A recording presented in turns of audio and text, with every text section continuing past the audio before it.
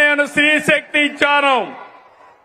ఈ రోజు మీ అందరికీ హామీ ఇస్తున్నా, దసరా రోజున ఆటో డ్రైవర్లందరికీ వాహన మిత్ర కింద 15,000 రూపాయలు ఆర్థిక సహాయం చేస్తామని అనౌన్స్ చేస్తున్నాను. హ్యాపీనా? సంతోషమా అని అడుగుతున్నా. ఎన్నికల్లో చెప్పాం, ఎన్ని కష్టాలున్నా చేస్తాం.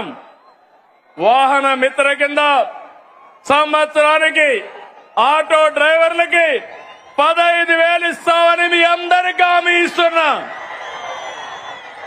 ఇది మంచి కార్యక్రమం అనుకుంటే గట్టిగా చప్పట్లు కూడా చెప్పండి, మంచి కార్యక్రమం అని.